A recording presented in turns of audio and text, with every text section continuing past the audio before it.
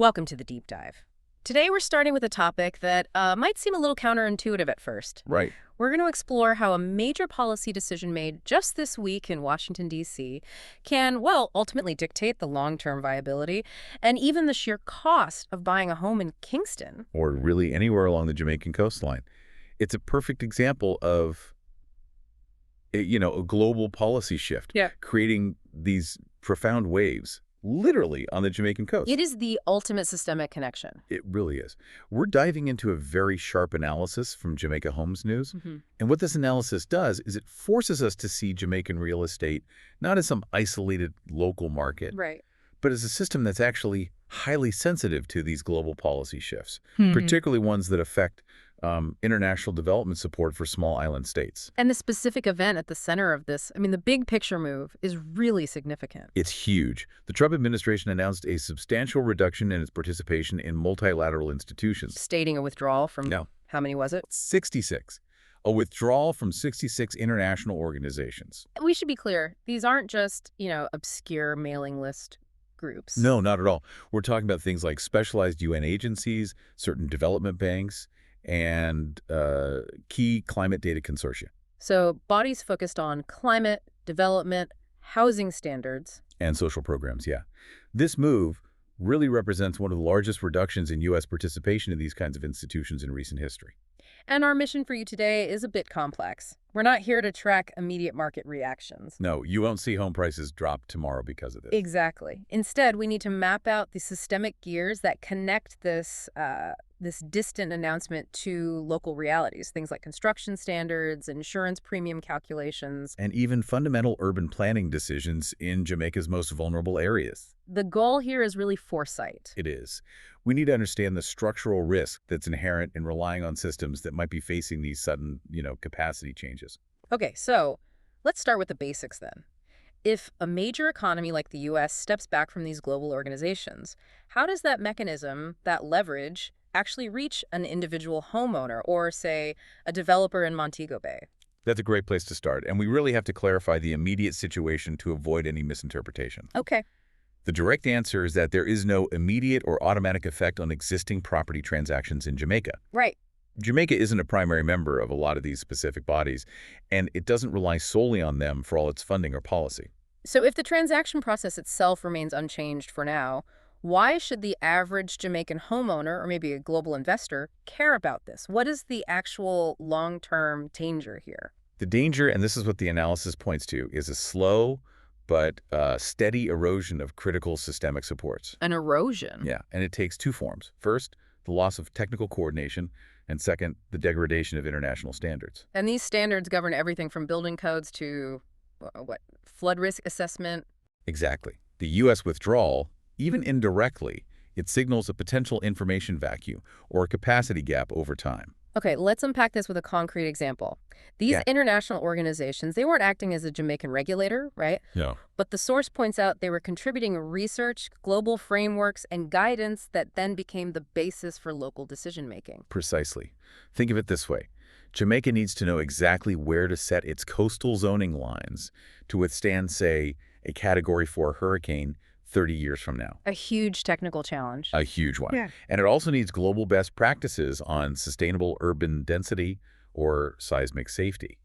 These international bodies, they centralize that knowledge. They provide standard methodologies for assessing risk. And those methodologies are the essential inputs that local Jamaican governments, lenders, insurers, that they all use to plan land use and design housing. And to structure their financial products. Yes. Yeah. So they are the source of the high-level blueprints, the standardized data sets that give everyone from a local council to an international bank a sort of common operating picture of risk. You've got it.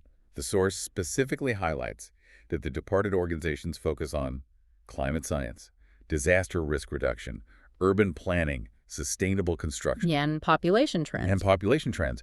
In a small island state that's highly exposed to climate shocks, these are, they are literally the bedrock of long-term real estate stability. So if that foundational, globally vetted information becomes less available or less robustly funded or just fragmented, Mm. then local stakeholders are basically left to figure out these incredibly complex, highly technical risk assessments on their own. Which sounds like a recipe for either paralysis or, highly conservative, restrictive risk pricing. It leads straight to the issue of data dependency, which is where we really must focus our attention. Okay, which brings us directly to climate risk. In the context of Jamaica, that is the single biggest long-term factor affecting coastal and low-lying properties. And what's fascinating here is really understanding that chain of reference, the actual mechanism. Several of the organizations the U.S. is withdrawing from focus specifically on climate science and data modeling. So they're the ones producing these sophisticated assessments. Right. Things like sea level rise projections over 50 years or regional hurricane frequency models. And crucially, the Jamaican national planners, they aren't running their own complex multi-million-dollar global climate models. Of course not. They're wisely using the best available globally peer-reviewed data, which is often synthesized or distributed through these very international partnerships. That's the entire point. If those data consortia lose major funding, or maybe they lose the contribution of key U.S. expertise, the quality or the consistency of that standardized data stream is challenged. And this data is tangible in its influence. Oh, absolutely. We're talking about direct influences on local decisions, Yeah. coastal zoning regulations, the specific engineering requirements for flood mitigation when a new resort is built. Or a new residential development. Right. And most critically, the underlying assumptions used in mortgage risk modeling and in setting insurance premiums. So if that data stream slows down, or if it becomes less uniform, meaning there are fewer accepted international standards for risk modeling, the risk assessment process for local banks and insurance companies just gets. Cloudier. Substantially cloudier. And cloudier risk assessment universally translates into what? More conservative financial pricing. Let's make this concrete for you. If a lender cannot confidently project the risk profile of a coastal property over the next 30 years, they mitigate that uncertainty. Yeah. They shift the risk onto the buyer. And what does that look like on paper? Well, it could mean a bank might suddenly mandate a significantly larger down payment for coastal homes than they did just 5 years ago. Wow. Or they could drastically shorten the mortgage terms, which would increase the monthly payments. This is the practical local effect of global data fragmentation. And the analysts in the piece noted this. Yes, that reduced participation by major economies alters the financial capacity of these efforts, and it forces a kind of global risk shift. That structural pressure is immense. Yeah. If the major economies pull back, the capacity or even the direction of these multilateral efforts shifts. It has to. And that immediately places greater pressure on smaller states like Jamaica to rely far more heavily on what? Regional cooperation. Exactly. Like CARICOM bodies or purely domestic resources to generate this necessary climate data and to fund their own resilience efforts. Which is an incredibly heavy lift for any single country. Especially one with so many competing public spending priorities, and one that's already heavily exposed to hurricanes, coastal erosion, and rising temperatures. Generating robust climate models requires expensive computational infrastructure. And highly specialized personnel. It's not a small undertaking. So the overall takeaway for the development sector, for investors, according to the analysis, is that this shift just reinforces existing trends toward extreme caution. Yes. The risk calculus is now amplified, especially for locations that are already exposed to climate risks. It's the global system telling domestic capital, look, the resilience funds are potentially shrinking, so you must assume more of this risk internally, and you must build higher quality structures. And how you build is directly connected to who can afford to buy or build in the first place. Exactly. So if we connect this back to the broader picture, Jamaica's development standards are, yes, fundamentally local. They're set by local planning boards and policy. Right. But these international frameworks have always served as the benchmark, informing best practices and, crucially, helping to shape donor priorities. And the priorities of international development banks, too. So if those global adaptation programs or these urban development initiatives start to lose funding momentum because a major funder has withdrawn, the expectation for Jamaica to finance resilience measures on its own. It increases substantially. This isn't about one project drying up. It's about the entire global stream just slowing down. And that financial burden, it never just disappears, does it? Never. It is always transferred down. And it eventually reaches the individual homeowner, the small-scale developer, and of course the public purse. Here's where it gets really interesting, because the source details those specific implications.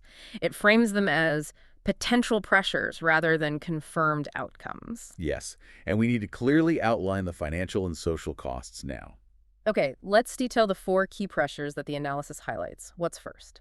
The first is higher construction costs. Mhm. Increased climate resilience requirements, think mandatory higher elevation, reinforced foundations, more expensive durable imported materials. All of that has to be factored into every single new structure, You can't build cheap if you want to insure it, period. which leads directly to the second pressure, reduced housing affordability. Right, and this hits low and middle income households the hardest.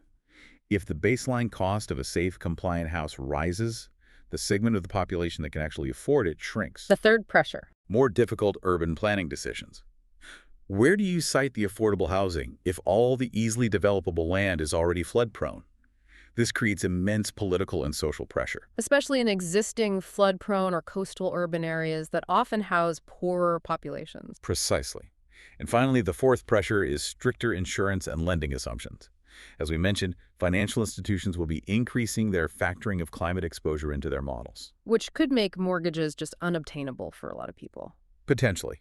And this is where that disproportionate social risk emerges. The source makes a really strong point about the vulnerability of renters and residents of informal settlements. How so? If this reduced international coordination limits the scale or the continuity of social housing initiatives or crucial infrastructure upgrades, these groups are just left holding the bag. Can you elaborate on that? How a lack of international coordination specifically harms residents of informal settlements? Absolutely. Informal settlements, they often sit on the most environmentally vulnerable land. Riverbanks, steep slopes, low-lying coastal areas. The land nobody else wants. Exactly. Mm. International development programs often target these communities with crucial initiatives, installing proper drainage, providing pathways to legal titling, or relocating families to safer service land. If the funding and the standardized expertise that drives these programs diminishes, Those vital upgrades just stop. they stop. So without that external support for resilience planning, the resident of an informal settlement isn't just exposed to an environmental hazard. They're cut off from the only viable path to legal, secure housing. They remain the first to be exposed and the last to receive resilience financing. Correct. It further institutionalizes their vulnerability. And this risk isn't just about climate. The source briefly mentions other organizations involved that address labor mobility, population trends, and remittance flows. That connection is fascinating. Remittances are such a core engine for the Jamaican economy and the housing market. They are absolutely critical. Remittances from the diaspora often allow families to fund that incremental building process, that slow, steady process of adding a bedroom or a second story. Or acquiring family land in the first place. Yes. So if global stability affecting labor movement or the financial mechanisms for transferring funds is somehow disrupted or slows down, Because of reduced coordination among international financial bodies? then that core source of housing capital could be affected, which would weaken household security across the entire island. Taking the long-term view now, we have to consider how this less coordinated global environment might subtly discourage international investment in emerging markets overall. Well, less stability, less standardized data, and less predictability. It naturally translates into fewer large-scale development partnerships coming into Jamaica. International investors prefer certainty. They do. And if that certainty is compromised, that places a far greater reliance on domestic capital and regional collaboration to move infrastructure and major housing projects forward. This shift is incredibly significant when you think about the deep cultural context of Jamaican housing family land inheritance and that incremental building process you mentioned. It is the bedrock of community wealth. But if the global systems that support adaptation are weakening, that slow, steady process of improving a property over decades becomes much riskier. How so? Slower progress on adaptation means that properties built today, which are intended to be passed down, they face a higher long-term risk of increased costs or even reduced viability. So what started as a week-old policy announcement in Washington is now directly connected to a generational financial decision for a Jamaican family. A choice that may affect their ability to pass on secure, valuable land. That is the true systemic impact the analysis captures. The editorial insight from the Jamaica Homes News analysis captured this perfectly. It did. Property is never just a private asset.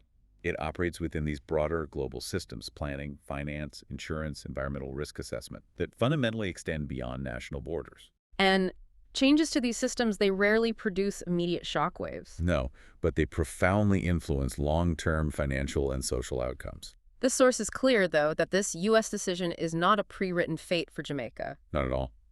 It simply changes the context and reinforces the need for self-reliance and local initiative. So what is the clear path forward articulated by the source? The emphasis shifts heavily to local capacity and regional power. This means strong local planning capacity alongside effective and consistent building enforcement that needs to be prioritized. Compliant building is the first line of defense. It is. And if we can rely less on the global superstructures, we have to rely more heavily on the local and the regional. Right. The source argues for a far greater emphasis on local data generation, Yeah. building up robust regional partnerships within the Caribbean community, and encouraging, maybe even subsidizing more private sector-led resilience measures. The responsibility for securing the asset is amplified. At the local and personal level, yes. So what does this all ultimately mean for you, the listener, especially if you have an interest in Jamaican property or development? The biggest takeaway is that the importance of build quality, location, and the underlying infrastructure resilience is now profoundly amplified. It's non-negotiable. Due diligence has to increase. Because these factors, the specific materials used, the elevation of the land, the robustness of local drainage, they're likely to play an increasingly important and potentially disproportionate role in determining long-term property value Insurability. and insurability. Now that the international framework supporting large-scale coordinated adaptation may be less robust or reliable. It is a moment of increased scrutiny where the hidden systemic risks become front-loaded onto the buyer. And this raises a really important question for you to mull over as you think about the future of the region. If global support for urban development and climate resilience slows, and the financial focus shifts entirely to domestic capital and resilience measures, will the rising costs required to ensure safety ultimately make coastal property ownership an exclusive luxury? And will this fundamentally alter the traditional link between securing family land and housing security for future generations in Jamaica? That potential shift from a right to a privilege is the challenge facing policymakers now. It is. Foresight, adaptability, and local capacity. They're clearly the new currency in managing land and housing in this newly uncertain global environment. Thank you for submitting this crucial source material for the deep dive.